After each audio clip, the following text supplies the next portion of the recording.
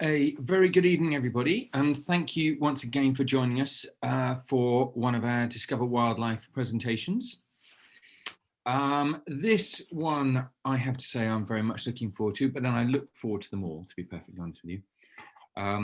But Nick has, for many years, been encouraging me that I need to go to Yellowstone National Park in the winter on one of the photographic trips that Nick runs. But of course, they're always at the busiest time for us. So thus far, I've never managed to get away. I'm very much looking forward to what Nick is going to be telling us about Yellowstone. Before we get started, couple of usual story, a couple of sort of notes, if you like, for everybody. First things first, I often get questions on the chat about the main image size. So I apologize if I sound a bit like a broken record, but I do get this question quite frequently. To the right of the image that you can see, Nick's welcome slide there, you should see two little lines. And if you were to click on those two little lines and drag them to the right-hand side, you will be able to maximize the size of that main image. So hopefully, with any luck, that answers that question. Secondly, as we always do, we will have a question and answer session at the end of Nick's presentation. He and I will we'll have a chat about various things, no doubt, and I'll be able to pose various of the questions to Nick that you will have put in either the chat facility, which you'll see at the bottom of your screen, or in the Q&A area, which should also be at the bottom of your screen. And when we do start the question and answer session, I will pose a question to you via our polling system. So, Nick, I'm assuming that you're not muted and that you're just simply sitting quietly enjoying my ramble. I hope that's the case, yes. Good evening, everyone. Well, that's good, because you're not muted. This is marvellous news. Hey, when was the last time you went to Yellowstone? January before last, so 15 months ago. 15 months ago, nice. And was it wonderful? Should have been there this year, sadly no. Yeah. Was it wonderful when you went? No doubt it was. Always is, yes, and especially so in the winter. I adore going to Yellowstone in the winter. I adore that part of the world. Yeah. I think in a previous life I was probably a cowboy or something, because I just seem to feel very much at home in that part. I know, you love the States, don't you? Well, certainly that part of the States. And that part of the States anyway. Yeah. Nice one. Well, look, Nick, I will leave it to you. I'll mute myself and I shall disappear. But just a reminder to everybody, please do pose questions to Nick on chat and in Q&A, and we'll have a chat session at the end of Nick's presentation. So, Nick, over to you. Thank you, Chris. Once again, good evening, everyone. As Chris mentioned, Yellowstone is one of my favorite places, a little bit of a departure from a lot of the places I do travel, which tend to be tropical. Yellowstone, obviously in the winter, is anything but tropical. But perhaps that's one of its many appeals, that it is so absolutely different. So I think what would be at least initially useful is, for those of you who may not be familiar with the geography and where Yellowstone is specifically, to just bring up this slide. Yellowstone occupies the top left, the northwest corner of the state of Wyoming. 98% of the park, or 96%, whatever it is in Wyoming, with a slither in Montana and a slither in Idaho. So slap bang in the middle of the Rocky Mountains, and also right on the continental divide. So some of Yellowstone drains eventually to the Atlantic. The western side, particularly on the south western corner, drains to the Pacific. And it is a place quite unlike anywhere else, especially in the winter, for a whole variety of reasons. What's also worth just pointing out before I get into the meat of this is that the park itself is only a small proportion of what's generally referred to as the Greater Yellowstone ecosystem. which covers the best part of 90,000 square kilometers, and the park is about 10% of that. And this is one of the finest, well, is the finest wildlife area, certainly in the lower 48 states of the United States.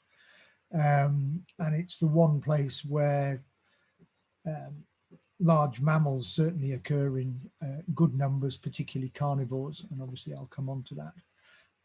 So it's a very, very special place, and there's no, other than park staff, there's no permanent habitation within the park. Obviously within the greater Yellowstone ecosystem, there are towns and cities and all sorts of places, but within the park itself, there's no permanent habitation other than park staff. And one of the things that really needs to be stressed and emphasized is how different Yellowstone is in the winter in terms of capacity to visit. In the summer, it's relatively straightforward. As you can see from this map, there's a network of roads, the red lines, going through the park, which are national highways. So in the summer, you can drive in your own car, enter one of the 5 entrances, pay your entrance fee, and away you go. And I just would add that the entrance fee is just fantastic value, an annual permit for $70. If you up that to $100, it's an annual permit for all North American national parks, which I think is outstanding value. So in the summer, you're able to drive around, self-drive, absolutely no problem at all. And a lot of people actually drive through the park, simply getting from A to B, from places east to west, north to south. So it's a thoroughfare. And of course, it is incredibly busy, or does get very, very busy in the summer. Everything changes in the winter because the vast majority of the roads are blocked by snow. So if you look at that map and look at the road between the north entrance and the northeast entrance, which goes to Mammoth, Tower Falls, and then up to the northeast entrance, during the winter, that is the only road that is plowed. So it's the only road that you can self-drive along, and you have to drive up to the northeast entrance. You can just go a little bit outside the park to a little community called Cook City, and then you have to turn around and go back all the way back to the north entrance. And that's the only bit of park that's accessible in the winter if you're self-driving. Everywhere else in the park is only accessible via over snow vehicles, snowmobiles or snow coaches. So the logistics are so much more challenging in the winter, and that very much affects how you're able to visit the park. So what I'm going to do is take you effectively on the sort of tour that I would lead in terms of the places we go, which would be in essence 4 days or 4 nights, 3 full days, traveling the road that I've just mentioned. So each day coming in at the north entrance, driving along the road to Mammoth, Tower Falls, and then up to the northeast entrance, turning around and coming back. And we do that for 3 consecutive days. And then you have to come out of the park at the northeast entrance and drive all the way around before you then come back south to where the west entrance is, and then enter on an over snow vehicle. And I'll explain that as we get to that portion. So this initial portion is dealing with what's called the northern range. So that bit of the park, the very northern part of the park, that you can access in a regular vehicle. We would still do so in a 4-wheel drive minibus, but you can, even in the winter, go in your own car if you so wish. So the entrance or access to Yellowstone into the north part of the park is down Paradise Valley. This is the Yellowstone River that you can see there, and it's a spectacular valley to drive down. Any one of you who might be familiar with the area will realize actually that that video was shot driving out of the park, because I was heading north rather than heading south into the park. But you would access by driving down Paradise Valley to the northern gate. And one of the first species you might see just before you come to the park proper a pronghorn antelope, which often congregate in reasonably significant numbers close to the north entrance. The elevation at the north entrance relative to most of the other parts of the park is quite low. So these particular antelope, the fastest four-legged animal in North America, tend to congregate at lower elevations where there's better grazing. And there's some reasonably good grazing still remains accessible to them even in the winter. So small herds do congregate around the northern part of the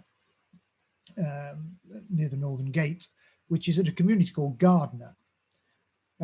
So it's obviously the best place to see them in the winter, and it's probably the only place you have a realistic chance of seeing pronghorn antelope in the winter.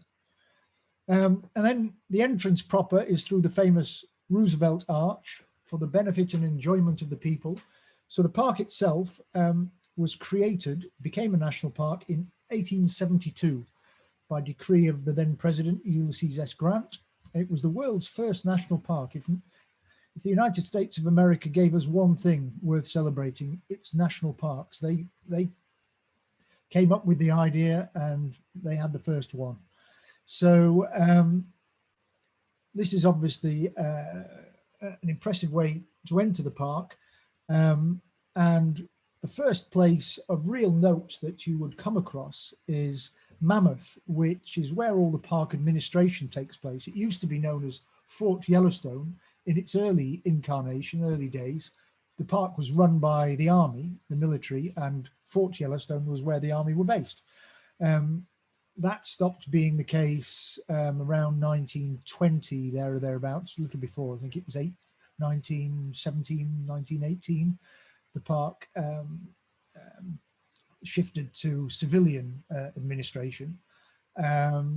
So now what was Fort Yellowstone is the community at Mammoth, which is where all the park administration and staff and the majority of staff and so forth live. It's also the first time you'd get opportunity to see some of the amazing geothermal features for which Yellowstone is obviously famous. The hot springs at Mammoth and the limestone travertine terraces, as you see here, are quite spectacular. All sorts of hot springs bubble out of the ground and they're heavily laden with calcium carbonate, which obviously drops out of solution and forms these amazing terraces on which various microbes and blue-green algae grow, and different species of microbe blue-green algae are able to thrive at different temperatures, which is why you get these color variations on the limestone. So they're quite spectacular, almost otherworldly, primeval sorts of environments.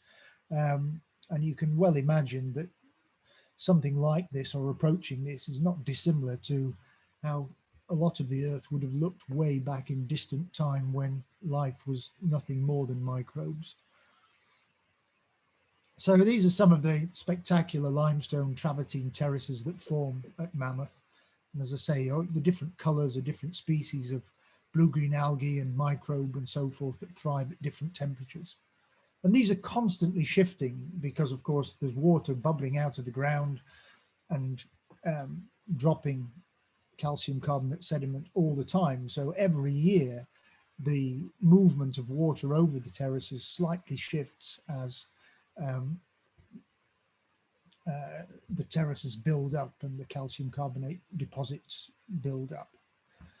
And of course, with there being so much steam at cold temperatures, there are amazing frosts. And this is one of the features of Yellowstone in winter throughout the park, wherever there are geothermal features, that it's that juxtaposition of hot things, the steam coming out of the ground and the water vapor, juxtaposed against very, very cold conditions. So the frosts and so forth that you regularly see are quite sensational. It's interesting that Yellowstone is one of the coldest places in continental North America, and yet in terms of latitude, it's exactly halfway between the pole and the equator, 45 degrees. But because it's right in the center of the continent and it's high elevation and in the middle of a mountain chain, it gets very, very cold indeed. And I'll mention some of the really cold temperatures that I've experienced a little later. But regularly below -10, -15, often down to -20. So driving in along the ploughed road, the northern range road, you're almost certain to see bison fairly quickly, a feature throughout the park, and now very common. The bison herd in Yellowstone currently is probably just under 5,000, but of course bison were almost driven to the edge of extinction 150 years ago by European colonists. The herd within Yellowstone itself was reduced to just 23 animals before conservation measures were brought in.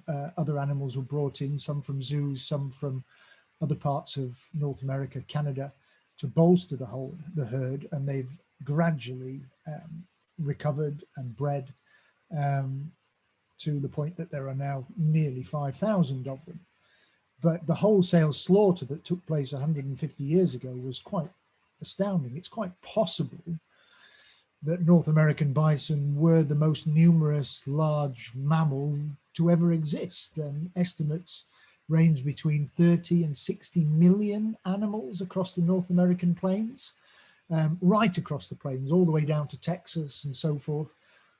And they were virtually exterminated, and it was a policy by European settlers to get rid of them because they were such an integral part of the lives of the Native American cultures, that it was a way of dominating and defeating Native American culture to get rid of an animal on which they so heavily relied.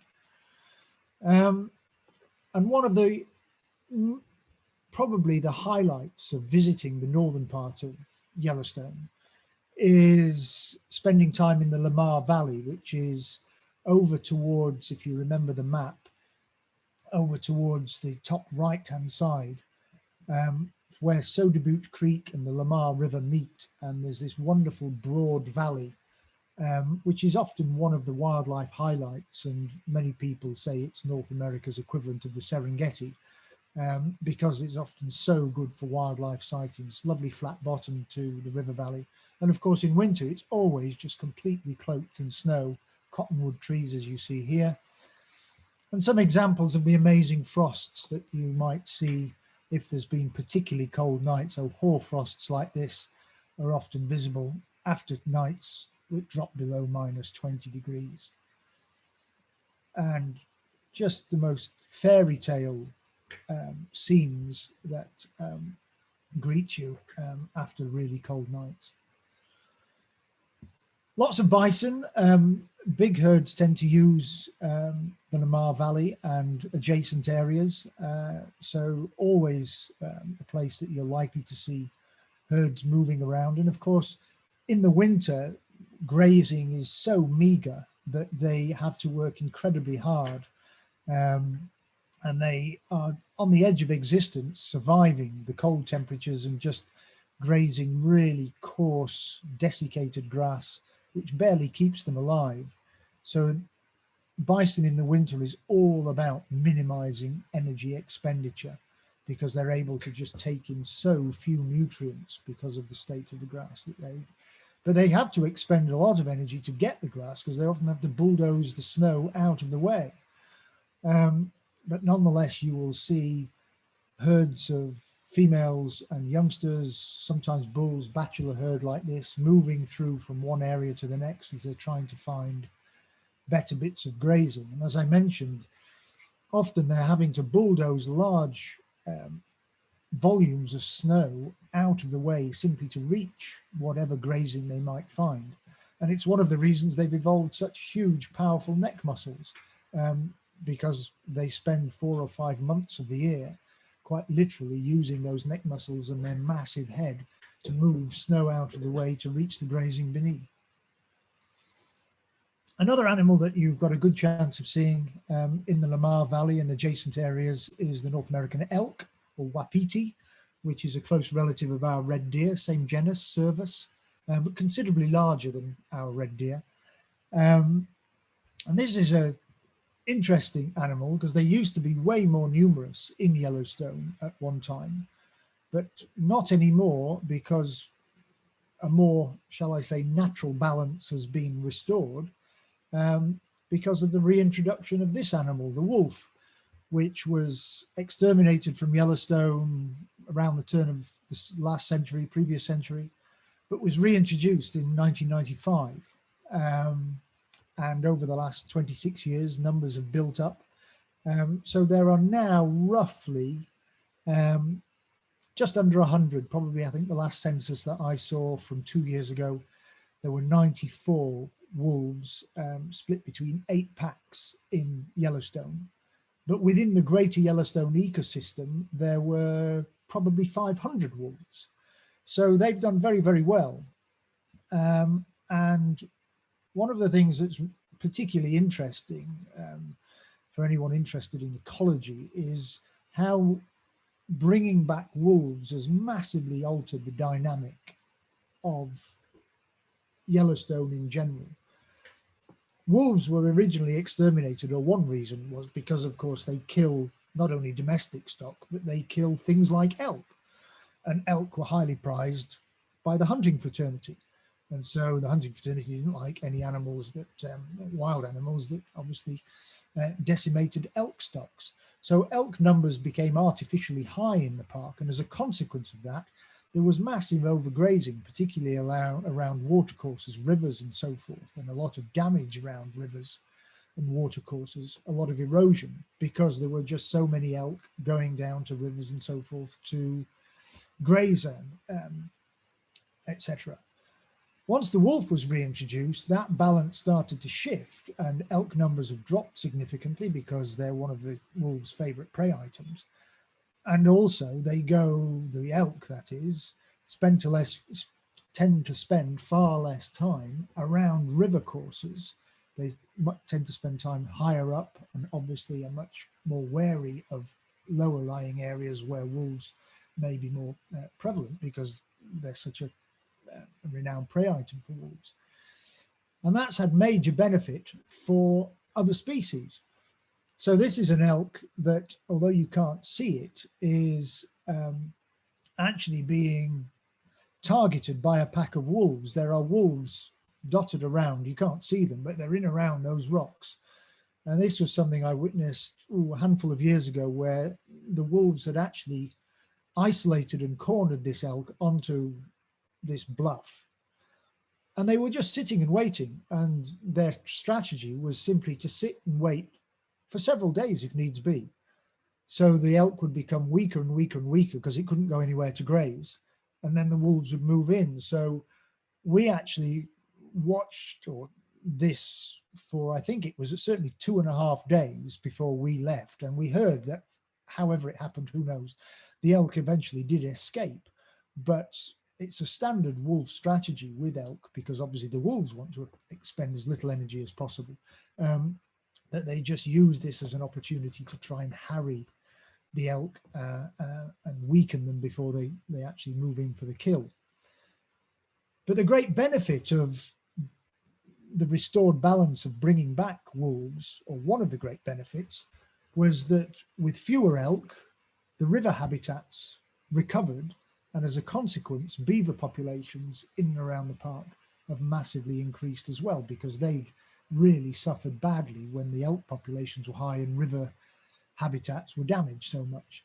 So it's a lovely example of how restoring something that should have been in place has a benefit in ways that aren't necessarily obvious. One or two other things that you might see along the Lamar River, a lot of which is frozen over, but there are always areas of free-flowing water, and you might get lucky and see North American otter. There's one particular area close to the junction of the Lamar River and Soda Butte Creek, where often in winter herds of bighorn sheep gather, and it's often quite possible to see them from relatively close to the road. These shots were taken with a 600mm lens, so the sheep aren't that far away. But there's one particular area where they come down on a regular basis from higher elevations to find grazing. So You can see here this particular ram is digging with its hoof to try and access the grazing underneath. And as you drive up the road towards the northeast entrance and you're gaining elevation, there are one or two meadow areas in the winter which are dominated by willows along the edge of Soda Boot Creek.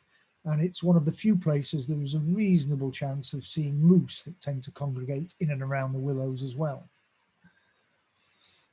And on one occasion, I got very lucky and spotted an ermine as well, a white stoat that had obviously just managed to catch a vole or something of a small rodent of some description. So I hope that's given you a flavour of the northern part of the park, the northern range, that stretch between the northern entrance and the northeast entrance. And on a typical tour, we'd spend 3 full days doing that, in and out on 3 occasions, staying at the north entrance in the community at Garbutt. From that point, we'd drive all the way back out of the park, heading north around to the town of Bozeman, which is where you'd fly into at the start of a trip. And then we'd drive south, heading towards the west entrance and the town of West Yellowstone. And that drive would take us along the Gallatin River Valley, and then we gradually increase elevation all the way up to the town of West Yellowstone. So this is the Gallatin Valley, which in itself is beautiful, and you get lots of river views like this along the edge of the river as you wind your way up onto the edge of the park and then into West Yellowstone.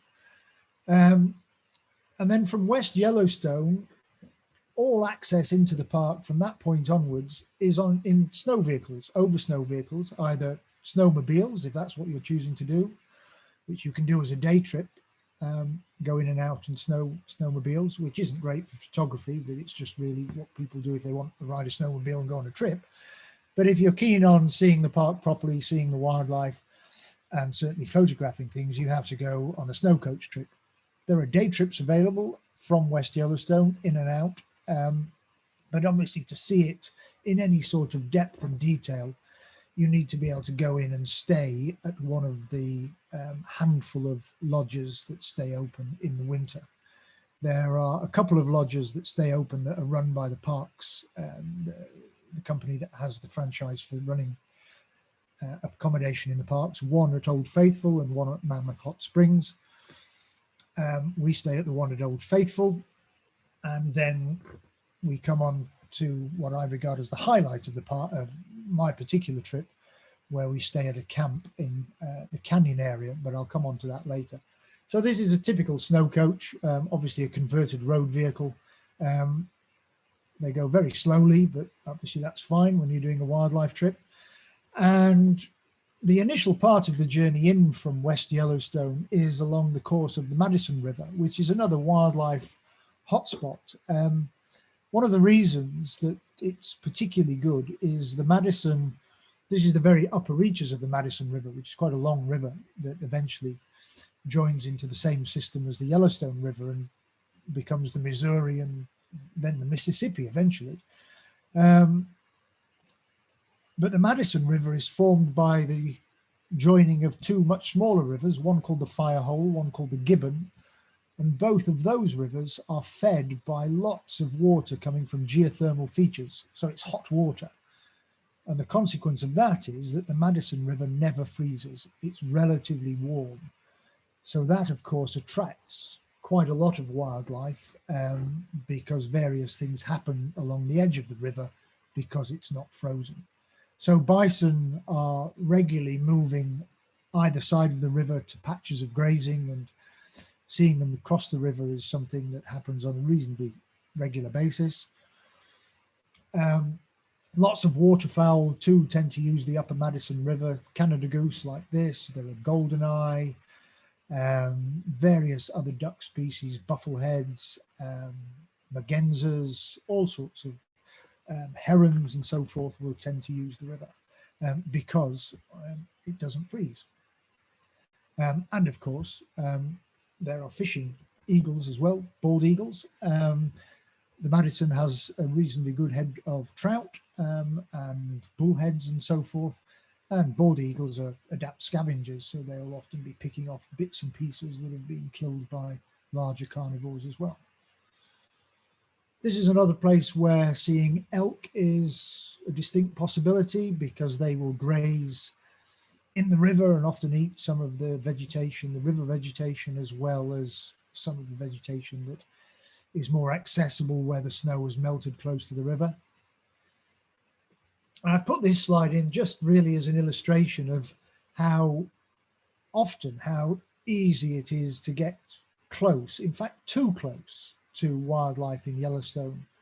It can be a problem, and it certainly is a problem, because there are far too many people that visit Yellowstone that aren't necessarily wildlife savvy. And so if you're on a trip like this where it's an organized skidoo party, they will be led by a professional rider. And I think that's the only way you can go into the park on a skidoo now. So it's their responsibility to make sure that obviously wildlife is not disturbed, or disturbance is kept to a minimum. But in the winter, there's often things grazing right by the road, so it's very easy to get close, and often too close, and it's something you just certainly have to be very wary of. Seeing coyotes is something that can happen at really anywhere in the park, but the Madison River Valley is an excellent place to see coyotes, because there are so many herbivores moving around in the area, particularly bison and elk. And that means there's potentially good scavenging and good hunting for predators like coyotes, which are about half the size of a wolf. And a lot of people who've not seen them before often tend to say they've seen a wolf when actually they've seen a coyote. And once you've seen both, then you realize how much larger a wolf is than a coyote. And coyotes will often just hang around close to where bison are grazing, simply because they can access areas beneath the snow that the bison have already ploughed away, which means there's a greater chance of maybe finding rodents and so forth.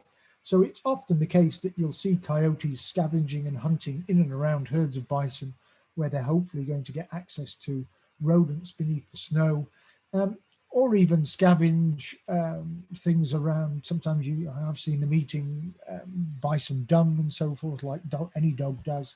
So these are, I wouldn't say it's not a close relationship, but often where you see herds of bison, you will certainly see coyotes scavenging and hunting as well, and for that matter, red foxes.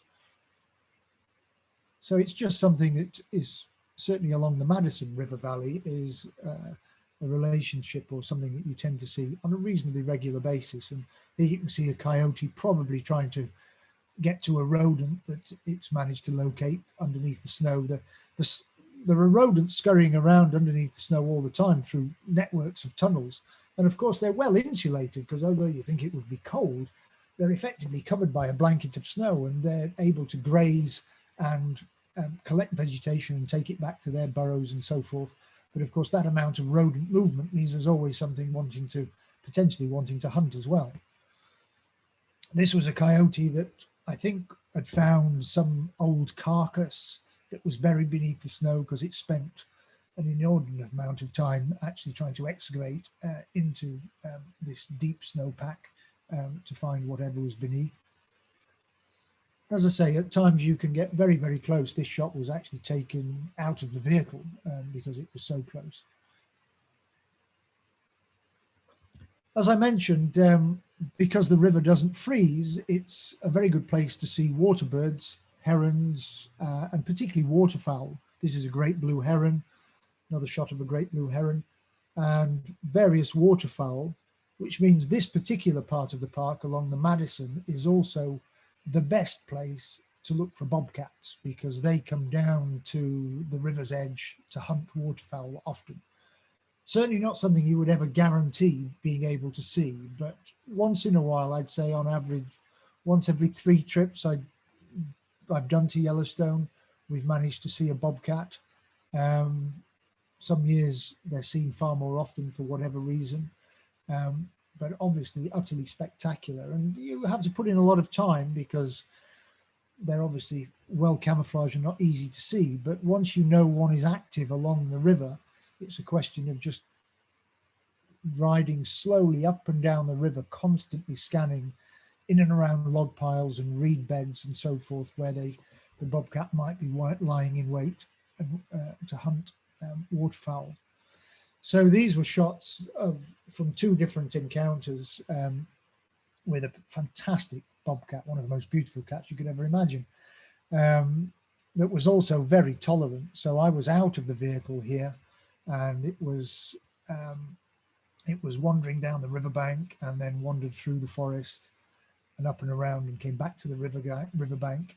And so I was able to get ahead of it and just sit and wait, and it would wander down by and back to where it was going. And at no time did it ever give the impression that it was in any way phased by me being there. But of course, it's about keeping an appropriate distance.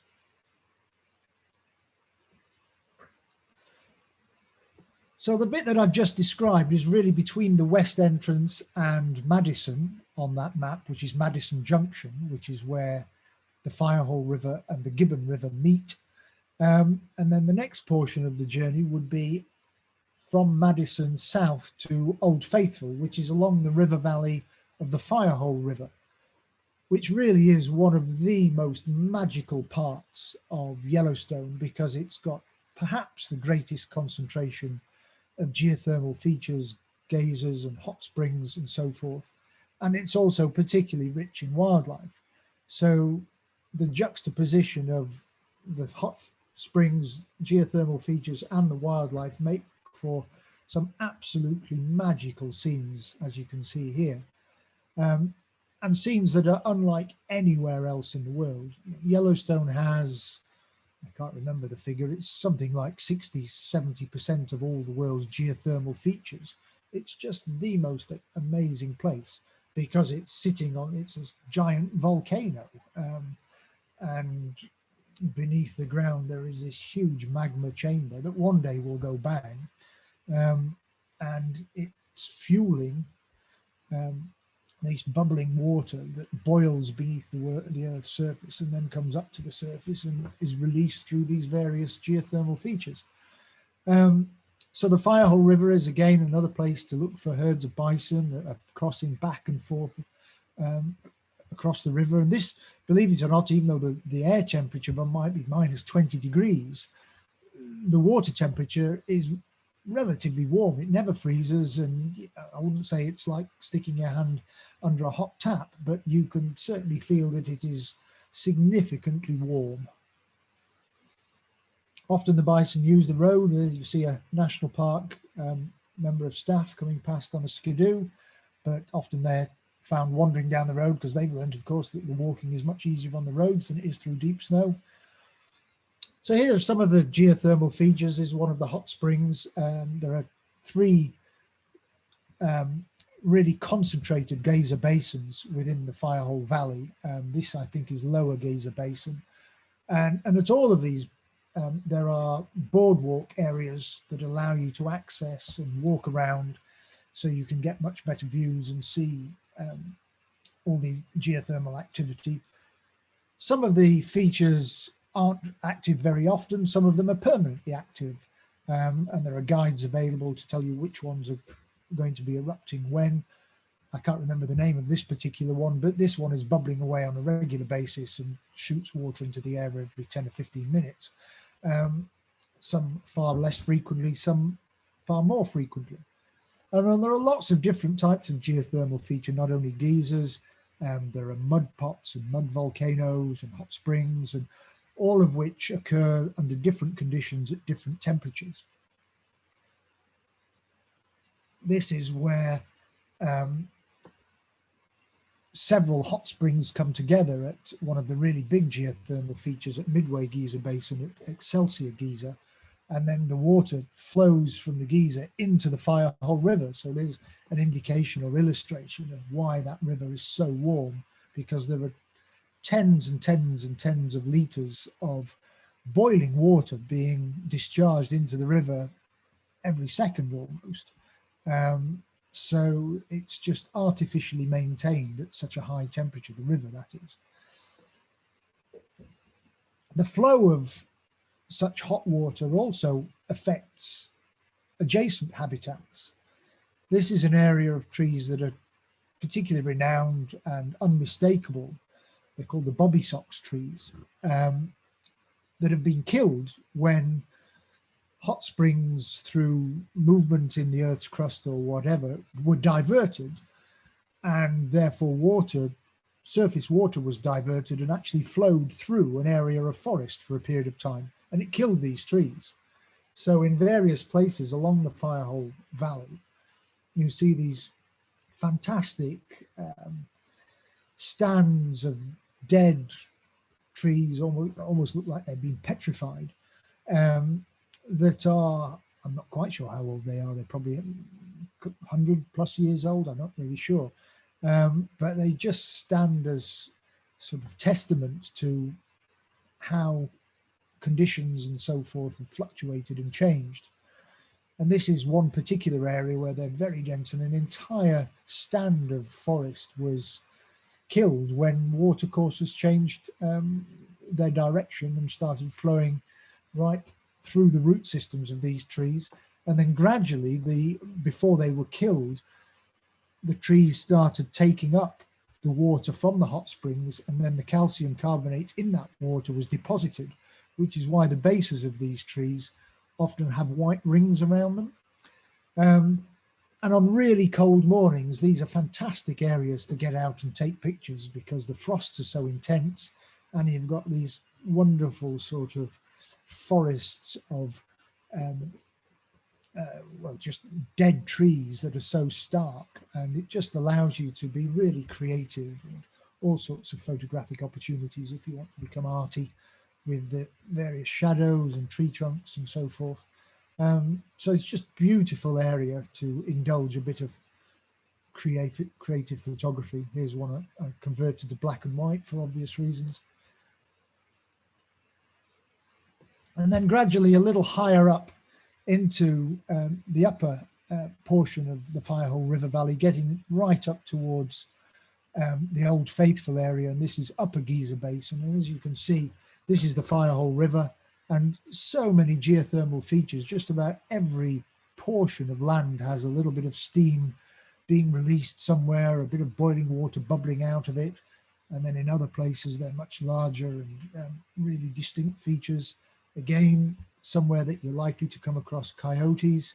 You might even get lucky and see red fox here, because of course they've learnt where there's humans, there's potentially things to scavenge. And of course, lots of bison that use these areas, because the warm conditions, of course, melt snow and mean they can access grazing more easily. So there tends to be relatively large herds of bison in and around the Upper Firehole or Firehole Valley in general. And of course, this is one of the best places then to see bison in amongst steam, which is such an iconic Yellowstone image.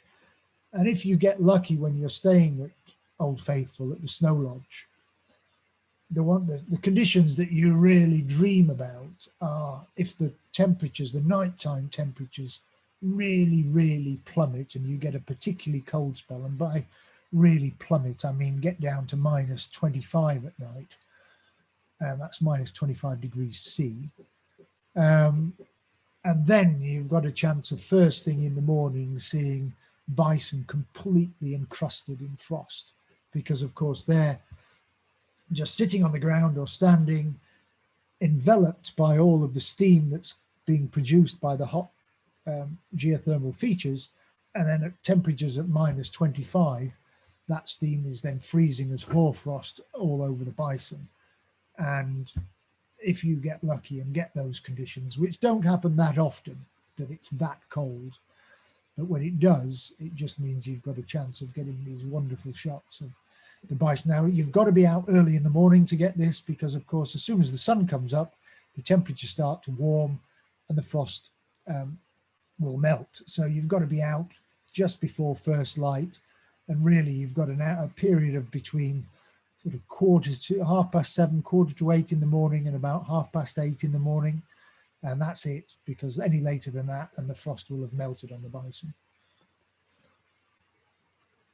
And as I mentioned, there are lots of boardwalks around these areas that allow you to access areas away from the roads, so you can see a greater extent of the hot springs geothermal features. This is almost certainly one of the most spectacular. This is Grand Prismatic Spring at Midway Geyser Basin. The winter's actually not the best time to see it in its full glory, because the steam is so dense and you therefore really don't get a full appreciation of what's going on. And you have to get above it. You can walk or snowshoe onto a hilltop to get this particular view from the road. But to see the glory of this particular spring at its best, it's actually better to visit in the summer, where the steam is far less visible. So the colours that are available during the summer are just absolutely sensational. And this is lots of different colonies of microbes and blue-green algae that flourish at different temperatures that produce these amazing rainbow of colours. So this is the Old Faithful area itself. The old lodge you can see on the right, which is closed during the winter. There's only one lodge here that stays open in the winter, which is just out of shot to the left. The building you can see on the left-hand side here is the visitor centre, which has a fantastic information area and museum and wonderful displays. Very good shop there as well. And then Old Faithful Snow Lodge is just out of shot on the left-hand side, which is the only accommodation that you can stay at Old Faithful during the winter. And the steam that you can see here is actually just coming out of, this is Old Faithful, that little patch of dirt on the left-hand side is Old Faithful, which erupts roughly once every 90 minutes, there or thereabouts. And of course is the most famous geothermal feature in the park. I wouldn't say it's the most spectacular. When it erupts properly, it is spectacular.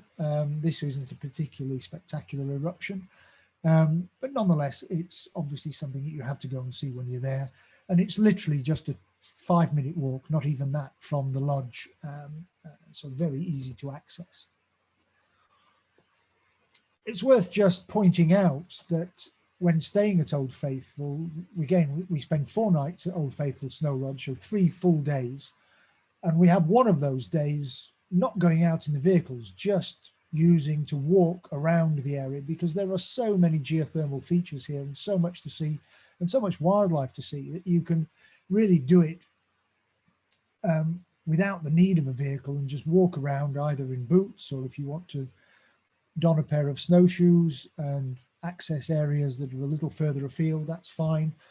But the black trails that you can see here, the boardwalks, and then the various paths that can take you down to Biscuit Basin, Black Sands Basin, or just around the Old Faithful area. And there's more than enough to do in a day and a half, just walking around there, looking for wildlife and seeing the geothermal features in the Upper Firehole Valley. So it's definitely something we do. This is typical. This is the Upper Firehole Valley, literally 10 minutes walk from the lodge. And this is the sort of place that you've got a good chance of seeing bison and other wildlife that's using this area. One of the renowned pools, this is Crested Pool. This is Grand, Geyser, and Morning Glory Pool as well, which again is one of the most spectacular. And as I mentioned, this is an area that bison use on a regular basis because, of course, they can access grazing where snow has melted, and they feed on some of the algae and so forth. Now, you'd think that would be an advantage to them because obviously they're able to access grazing that bison living elsewhere in the park can't, but they do pay a price for it. The vegetation that grows in and around the hot springs tends to have very, very high proportions of silica within the leaf structure, whether it's the algae or the grasses. And as a consequence of that, bison feeding on that vegetation tend to suffer in that their teeth wear down much faster than would normally be the case, and that actually reduces their longevity. So bison that tend to live in and around the hot spring areas live shorter lives because their teeth wear out and they become weaker much faster. I don't know to what extent, what proportion, but that's certainly an often quoted sort of consequence of bison that tend to live in these areas. But it is obviously a spectacular place to see because there's so much steam, see the bison, and there's so much steam around. These shots were all taken in and around the upper Firehole area, literally a short walk from the lodge, no more than a 15 or 20-minute walk from the lodge, which might be 400 or 500 meters because it takes you that long to walk down there slowly if you're wearing a pair of snowshoes or whatever. You just wouldn't want to go quickly anyway. But there's often just good herds. It's interesting to see the bison on the right with its tongue out and its tail held up like that. That's a sign of aggression or distress. So that's sort of arched back, and it's a male that's encroaching on the territory of those two other males and is therefore obviously in a more aggressive posture. But it's worth bearing in mind because often if you're out of a vehicle and you happen to get too close to a bison and it starts to do this, you know you're far too close because it's already doing it, but it's a sure warning that you've got to back off. And far too many people that aren't wildlife savvy don't obviously appreciate and read the signs. This is another spectacular pool. This is called the Punch Bowl, which is one of my favorites, often because it has particularly extravagant colors and pads of blue-green algae associated with it. So this was a shot I managed to get 3 or 4 years ago, and there just happened to be a bison there as well, just for good measure. So I hope that's given you a nice idea of what's on offer around the Old Faithful area and through the Firehole River Valley. The final place that we stay on the photographic trips that I do is at Canyon, which means there's then another snow coach journey from Old Faithful to Canyon, which would take most of the day. You backtrack to Madison and then work your way along that journey, that portion of the road between Madison and Norris, which takes you up through an area called Gibbon Meadows, and then from Norris a further 12 miles to Canyon. And bear in mind, this is in a snow coach, which often can go no more than about 6 or 7 miles an hour. So these are journeys that do take quite some time, and you're regularly getting out if needs be, or stopping to look at geothermal features or wildlife or whatever it may be. So after Madison, you spend a bit of time along the road following the course of the Gibbon River, which again is one fed by hot springs, not as many hot springs as the Firehole, but nonetheless, it's a river that doesn't freeze because it's warm. Different in character, often much more tumbling than the Firehole, but nonetheless spectacular. And eventually, as you rise up through the river valley towards the top, you get out onto the Gibbon Meadows area, which is a beautiful, open, spectacular area. Again, often a good place to see bison or coyotes or sometimes red fox. And on one memorable occasion, quite close to here, I was lucky enough, along with a good number of other people, to see a pack of wolves that had killed a bison quite close to the road, which doesn't happen very often, certainly not to see a kill close to the road. And this was a large pack. It was a pack called the Wapiti pack. And at the time, I think the Wapiti pack had 16 or 17 members. I can't quite remember exactly. This is 3 years ago now.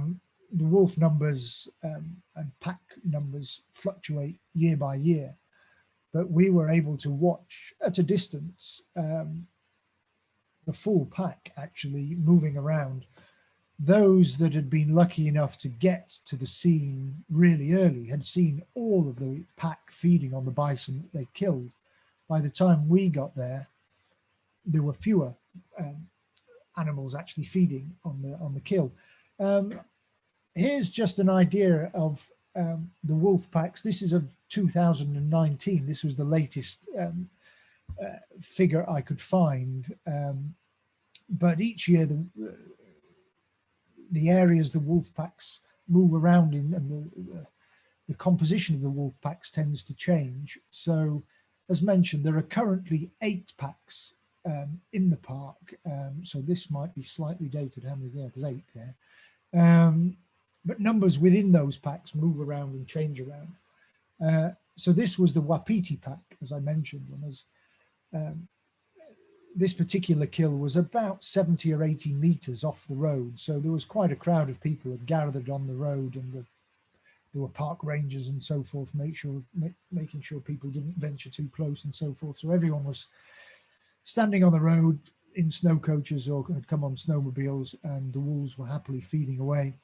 And as I say, when we were there, the maximum we saw were 3 wolves feeding on the carcass, but those that had been there really early had seen the entire pack feeding on the carcass. But this is certainly a pretty rare sight, and this is without doubt the best wolf sighting I've ever had. It's absolutely fabulous. So that particular encounter happened quite close to Norris after Gibbon Meadows. And then the final portion of this journey takes us from Norris all the way into Canyon, where we stay at a yurt camp, which I think is the highlight of the trip, without a doubt, which is run by a company called Yellowstone Expeditions. Absolutely sensational place. And we spend 4 nights here, and it's actually really comfortable. It's lovely. Once you get used to it, it's an absolutely magical place to stay. And everyone has their own little yurtlet, which is heated and with a nice cozy bed and a very thick duvet and so forth. So you're toasty warm. The loo facilities are challenging. You're given a bottle, and then there's one loo that you have to walk to at night because, of course, all water freezes here. So they're only able to keep one loo block functional, which has long drop toilets. So it's something you get used to, but for 4 nights, it's perfectly fine and very, very comfortable. That's inside little yurtlet. And then there are 2 communal yurts. One is the kitchen yurt here, and these are interconnected. And then the dining room, which is really the sort of hub of camp life when you're in camp, but really cozy and just a fantastic place. And the staff at this camp are just wonderful, just one of the highlights. And wildlife in and around the camp, obviously 1 or 2, the only places I've ever seen North American marten in the winter have been in and around the camp, because obviously they've learned to come and scavenge on little tidbits that happen to get left inadvertently. If any of you have seen the BBC documentary on Yellowstone, a feature was made of the chap who spends the winter taking the snow off many of the park building roofs. A lovely guy called Jeff Henry, and here he is in action. And as you can see, the depth of snow is such that he has to clear it, I think, twice every winter from each building. Otherwise, the weight of snow would simply collapse the buildings.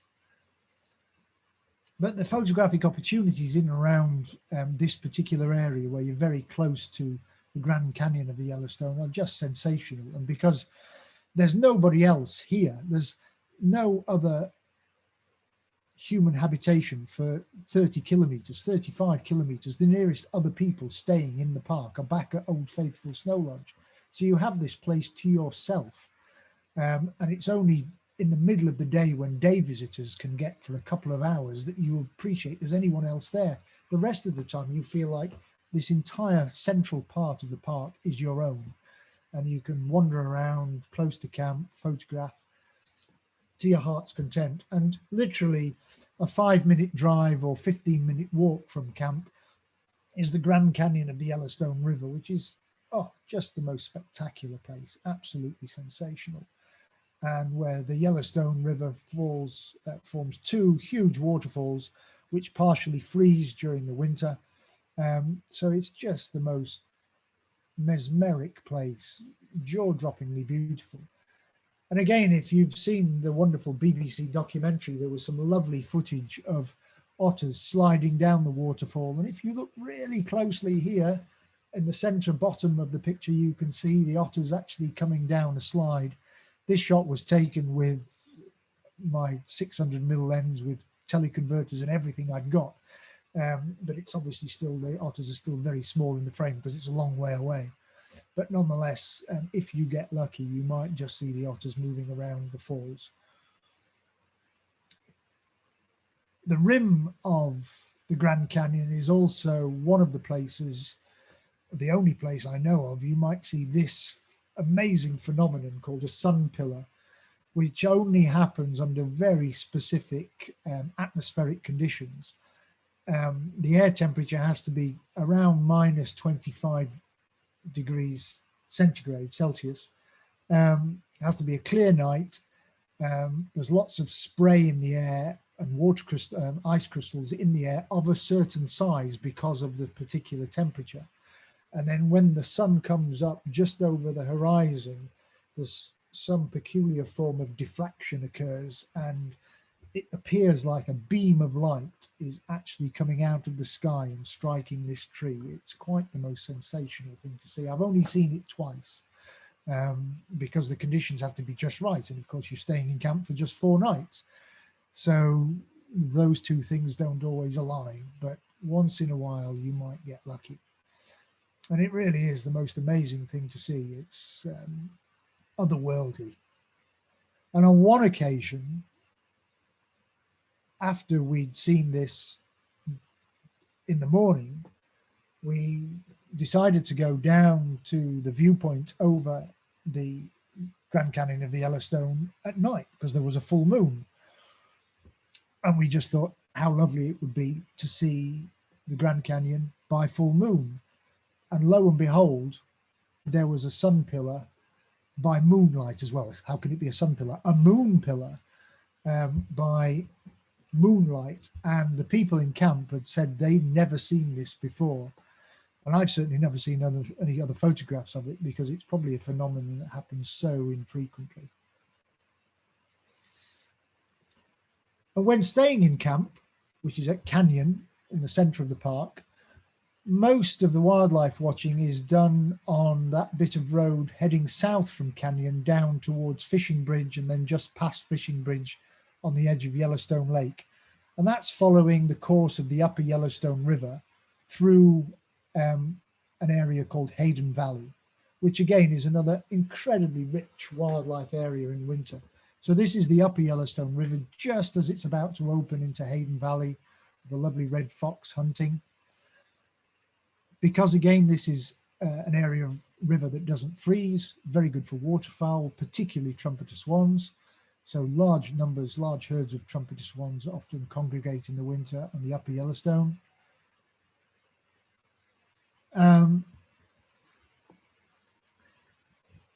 This is, forgotten for a moment, hooded merganser, sorry, which again, I've only seen a handful of times and only in the central portion of the park.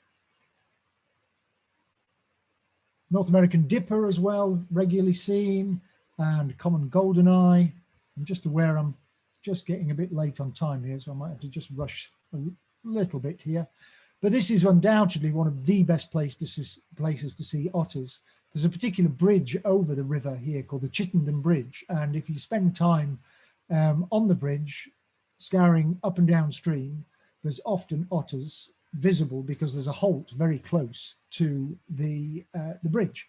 And on the last 2 times that I've been into Yellowstone in the winter, there's been a mum with 2 cubs who's fairly tolerant of being viewed. So I've been lucky enough with the groups that I've had to get fantastic views on various occasions of them coming out of the halt, diving into the river, playing around areas and seeing them hunting bullheads and cutthroat trout and so forth.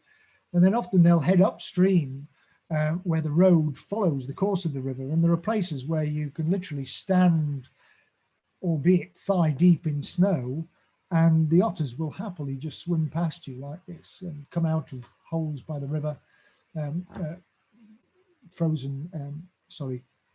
holes through the frozen part of the river, and just wonderful views of the otters. So this is opening out into the Hayden Valley proper, Mount Washburn behind, and you can see another lone wolf there again, probably from the Wapiti pack. This was from several years ago, this shot.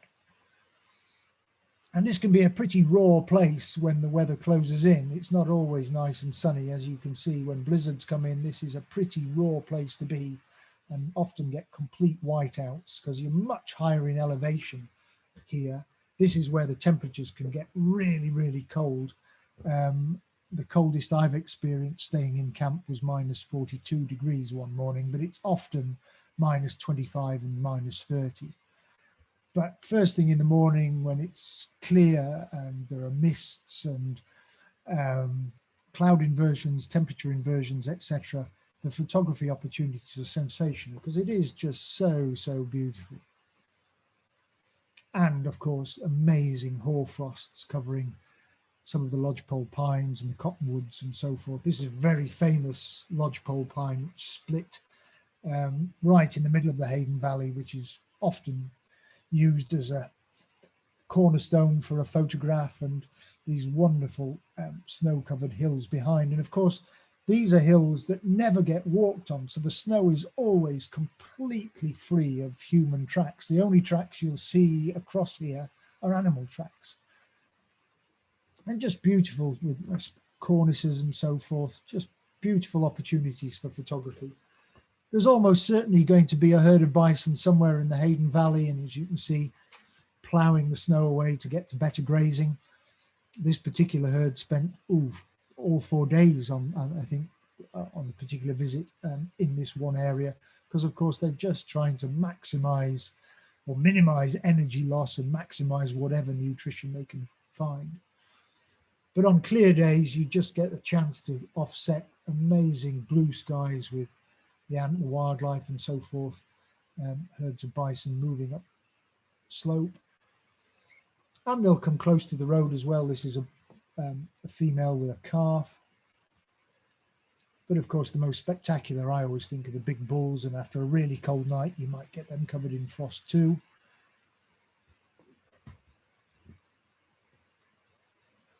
And of course, wherever there are bison grazing, there are likely to be coyotes. So Hayden Valley is another good place to look for coyotes.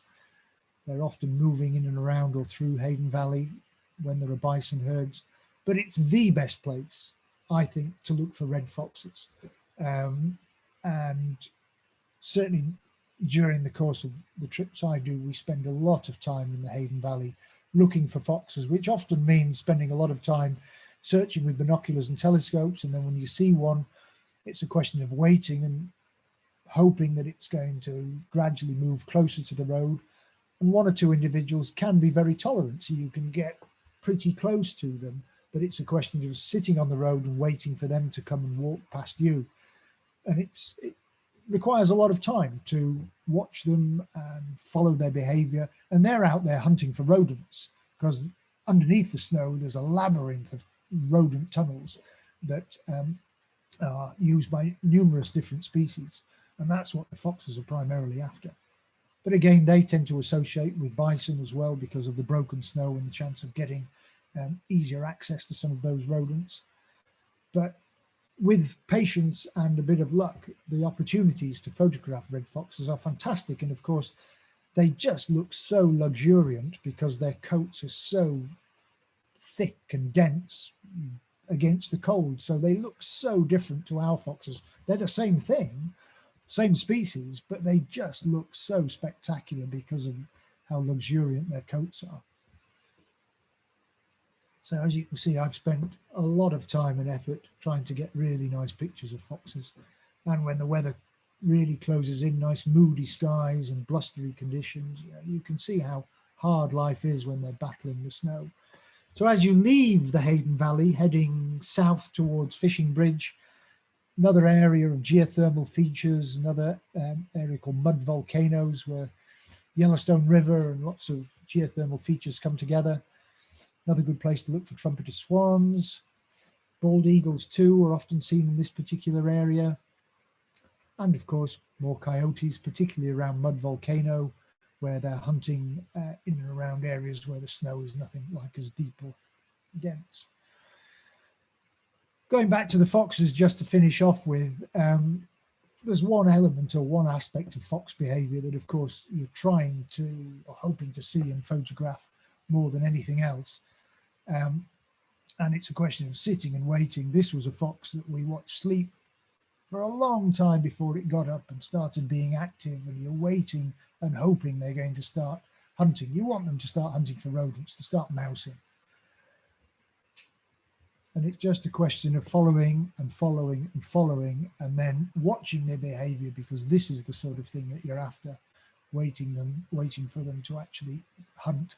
So here's one that I managed to film, and it's just the most magical thing to watch this behavior. There's about 10 minutes of footage before this as it crept in and was listening all the time to the movement of the rodent beneath the snow, and then bingo, manages to get itself a meal. But it's one of the highlights of the Hayden Valley, is to spend time looking for foxes and hoping that you're going to see this, and then of course having a chance to photograph them. So here are one or two Photoshop montages of leap sequences that I've managed to get over the years. But yeah, it's one of the highlights without a doubt of any trip to the Hayden Valley.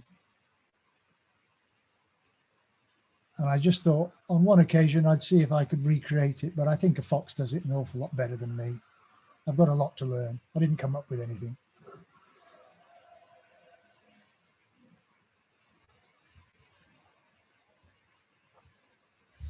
So I'll just finish off by going back to the idea of the greater Yellowstone ecosystem, and just mention that at the end of any trip, whether it's summer or winter, another very worthwhile place to visit is just to the south of the Yellowstone National Park, Grand Teton National Park, which adjoins Yellowstone.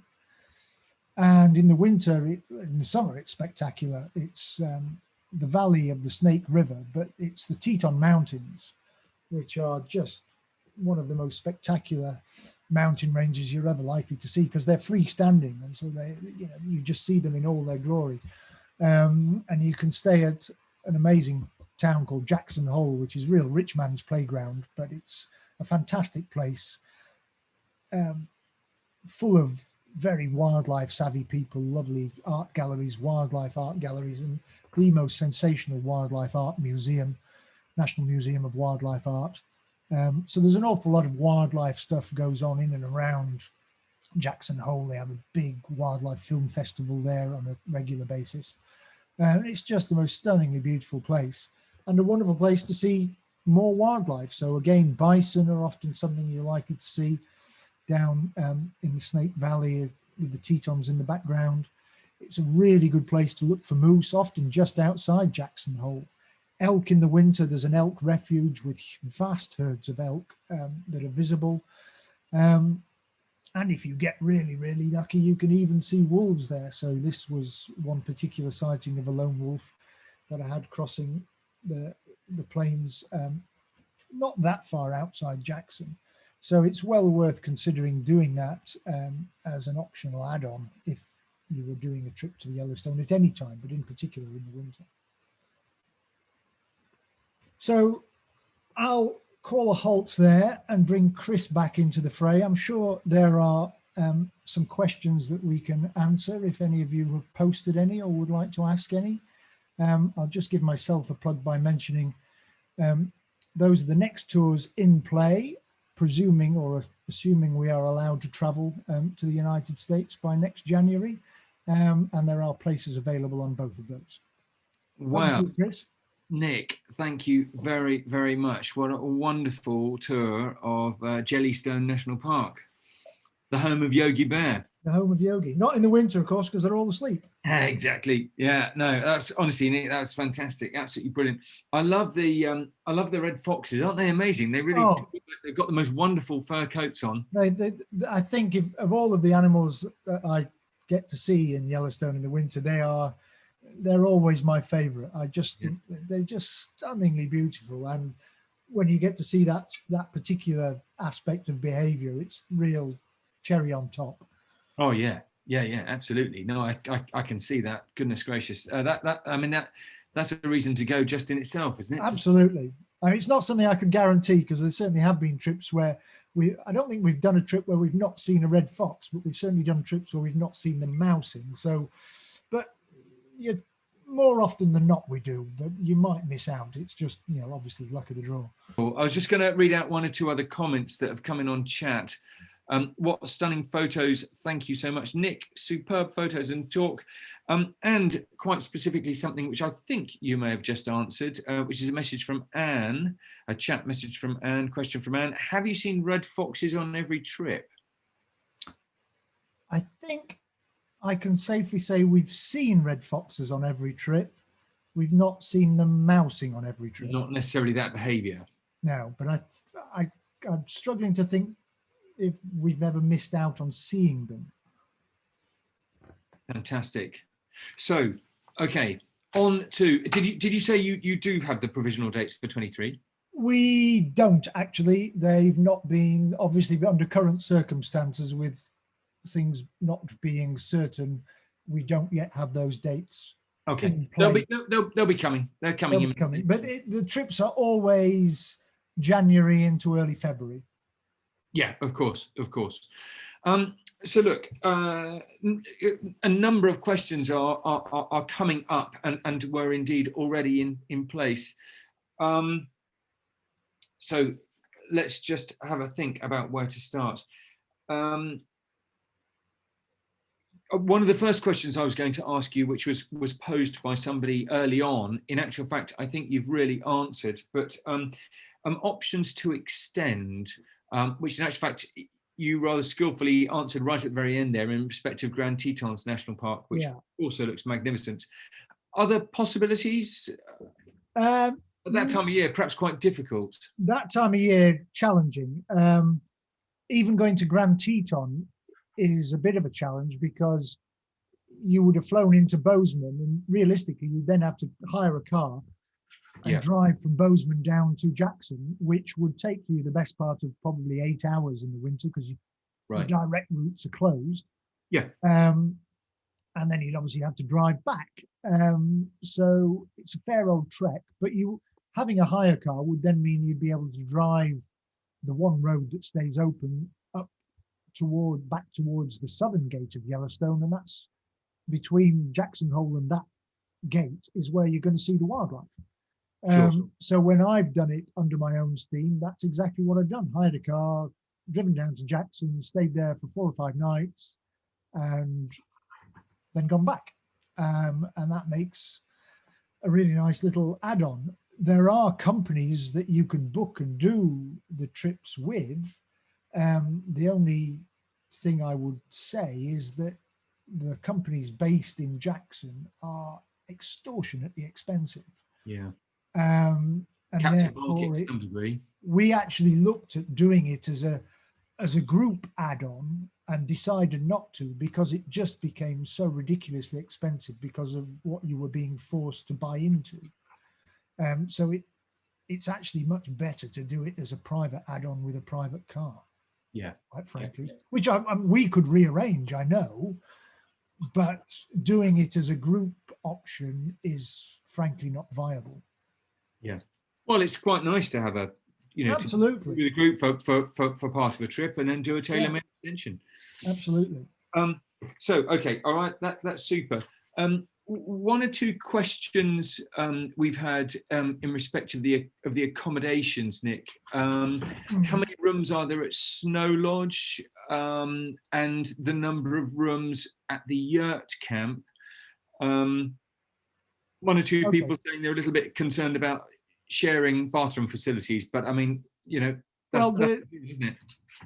I'll come to the yurt camp in a moment, but all the other accommodation is high standard. So the Snow Lodge is a hotel, and good North American standard. So all ensuite facilities, restaurants, the full works. So that's very, very comfortable. Likewise, or similarly, the hotels that we use in Gardner, or the motels we use, are all ensuite facilities. And we'll go in Gardner, we go out to one of 2 or 3 local restaurants that stay open in the winter in the evenings. In West Yellowstone, similarly, we either eat in the hotel or go out to a restaurant. Once you're at Old Faithful Snow Lodge, then you're self-contained there. So all of the accommodation, except the yurt camp, is of a very high hotel lodge standard. Yeah. Once you get to the yurt camp, things change, of course. The yurt camp, we go with a maximum group size of 10, and everyone is guaranteed their own yurtlet, either as a single or as a couple, or a twin share if that's what you've booked. The toilet facilities, yes, can be a challenge because there's a toilet block that's adjacent to the camp, which means depending on which yurtlet you're in, you would have to walk from your yurtlet anywhere between 40 meters and 80 meters to the toilet block. And there are long drop, proper long sit on, you know, Western toilets, but they're long drops. And there's a shower there as well, which can be arranged with buckets of hot water and so forth, because there's no flowing water, of course, because it's so cold. And then everyone is given a pee bottle for their yurtlet for the night. Now, obviously, if you're a bloke, that's a little easier than if you're a woman. It's something that you just have to get used to.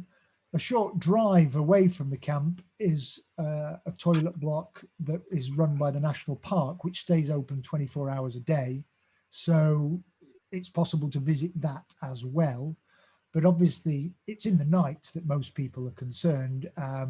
So it's either using a bottle in your yurtlet or putting your shoes on and putting your coat on and a short walk to the loo block. Okay, that's brilliant. Thank you very much. Hopefully that answers the questions people have had on that. Other people, the likelihood of seeing other people has been asked by one or two people.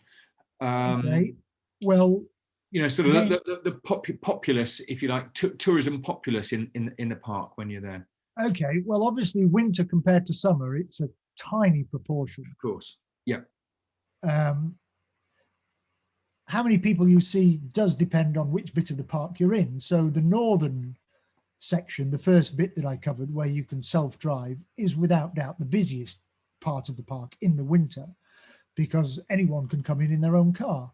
Yeah. And it's the area that a lot of people go specifically to look for wolves. So there are people out every day, and lots of people out, or good numbers of people out on a regular basis, including other photography groups and so forth. Yeah. But it's not vast numbers. Obviously, if something good is seen, then people tend to congregate inevitably. But you're restricted to being on the roads or very short walks off the road because of the conditions. You can't just go off where you choose. So it's not very often that you feel like there's too many people. But you're aware there's regular traffic. And of course, that road is used by non-park traffic that's going out to the community out of the Northeast Gate at Cook City, where there's a big snowmobile fraternity. So there's often a lot of traffic on the road simply going back and forth up to that area. Once you come back out of the park and then go in the west entrance and you're in the park solely on over snow vehicles, either skidoos, if that's what you're doing, or in our instance, a snow coach, you see far, far fewer people, simply because the only people that are there can be on a snow coach. They're staying at Old Faithful Snow Lodge, or they're doing day trips. So the snow lodge is busy. It's always full because it's the only place to stay in that part of the park. I don't know what its capacity is, 150 people or something. Sure. But of course, once you go out and about each day, most of the time you have it to yourself. Once you get to camp, you've got it entirely to yourself, except during the middle of the day when people on day trips can reach that part of the park. But that's really not before 10 in the morning and they've gone by 2 in the afternoon. So the early part of the morning, which is the best bit, or the late afternoon and evening, which is the best bit, you'll have it to yourself. So how often have we been in the Hayden Valley, literally just our 2 vehicles, and had it entirely to ourselves? The only exception to that is if there are film crews, which there often are staying at the camp, people filming for the BBC or whoever. And there's often a couple of film guys there that are filming. So that's the only other vehicle you'll see. And that's it. Wow, sounds fantastic. It is amazing. So yeah, there have been numerous times we've been out in the Hayden Valley watching foxes or whatever it may be for 2 or 3 hours, and we've been the only people. There's nobody else there. Wow, amazing. And is it comfortable in the vehicles? I mean, you know, they're regular road vehicles that have just had the wheels taken off and snow tracks put on. So they're bench seats. And as I say, we have maximum group size of 10, which generally means 5 clients in each plus myself. So 1 person in the front, and then there's 2 lots of bench seats. So 2 on each bench seat. So we deliberately don't crowd people, because obviously on the trips that I do, most people, or a good number of people, are going to have a fair amount of photographic kit. Yes, so you need the space. That said, because of all the paraphernalia you have to carry with you, and the fact that you've got lots of clothing on, and etc., etc., there's not a lot of space in there, but particularly on transfer days when you've got all your luggage as well. But everyone, you know, you make do. And yeah, of course. Whenever there's something good, everyone gets out of the vehicle, and the photography is actually done outside the vehicle. It's not like an African safari where you're photographing from the vehicle.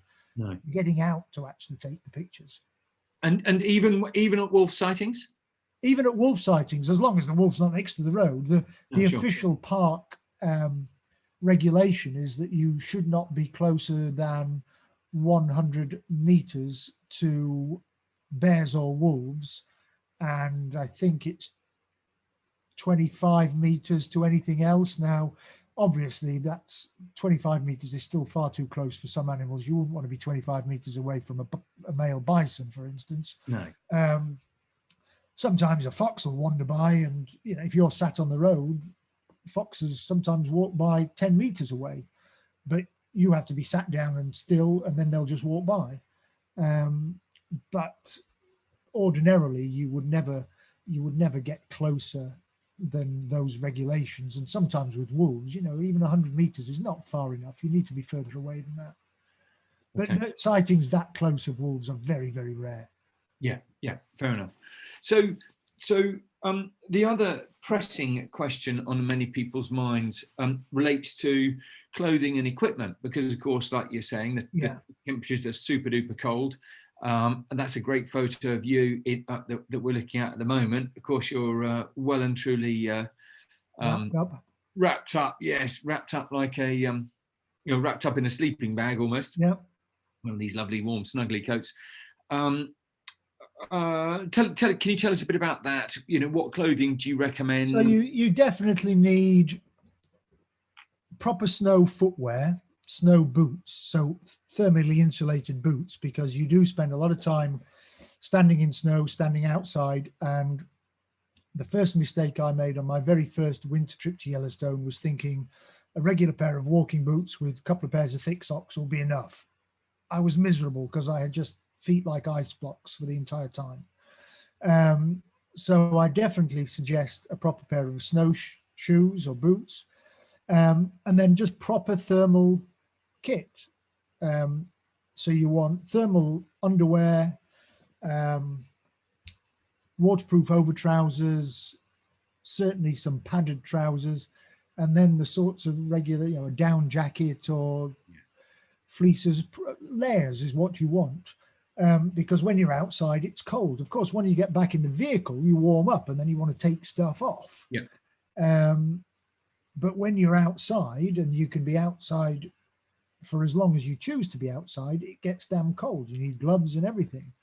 Yeah. But there's always the option, if you do start to get cold, to get back in the vehicle to warm up. So you're never away from the vehicles. There's always that as an option if you start to feel chilled. So you're not being forced to spend time outside when you might not feel comfortable. So Sure. it's And I think it's entirely, probably worth saying, yeah, sorry, Nick, go ahead. I'm just saying it's entirely up to the individual how long they want to spend outside. Yeah. But often if you're in the middle of a good photographic session and there's something really good going on, you can easily be outside for 2 or 3 hours. But if it's really cold, then you wouldn't be outside for that long because it's too uncomfortable. Yeah, sure. And I'm guessing charging camera batteries and things like that is okay. No problem at all of the places we stay, including the yurt camp, because they have charging facilities. At the yurt camp, there is a generator and so forth, so you have to time the charging in the evenings. All the other places, it's mains electricity, so it's fine. But there's never a problem charging at the yurt camp because they've got plenty of capacity to charge. Super. Okay. So Nick, look, I'm really conscious of time. It's now gone past 9 o'clock. But one final question, which I'm going to pose to you, and I must apologise to those people whose questions I haven't managed to get to. But one final question I'm going to pose to you, which is a very pertinent one, which has come from Bjorn, who says, what would the typical flight routing be for a participant departing from London? Which is a very good way to end the a variety of ways. Your end point is Bozeman in Montana, and depending on choice of airline, you can go via Newark or Denver, or more often via Minneapolis, and then direct into Bozeman from Minneapolis. So there's always at least one change, generally one change. Those are the most frequent routes. I've also been via Chicago, and then Chicago to Bozeman, but more often than not, it's via Minneapolis, St. Paul. Sure. So, I mean, the notable comment there is that it's straightforward to get to, and there are various routes, isn't it? Yeah. Bozeman is a well-served airport. It's generally, I think it's Northwestern Airlines, but there's others as well. Yeah. So there's any number of ways you can do it. I even went once via Arizona and then Salt Lake City because it just happened to work out better. But there's any number of ways it can be achieved. Nick, that was absolutely superb. Thank you so much. Very welcome. Brilliant, absolutely brilliant as usual. Wonderful photography. Great enthusiasm as ever, and extraordinary depth of knowledge. I'm sure everybody would agree with me. Thank you everyone for tuning in. Yes, indeed. Thank you everyone for tuning in. Just a quick note about the upcoming talks. 11th of May, discover creative nature photography with our good pal Alex Hyde. That'll be terrible. I hope Alex is watching. 12th of May, which is a lunchtime one, is one of the in-depth talks by Nick Garbutt. Who on earth is Nick Garbutt? Never heard of him. Who's he? By Nick Joins, talking about a trip which he's leading next year called Namibia's Living Desert.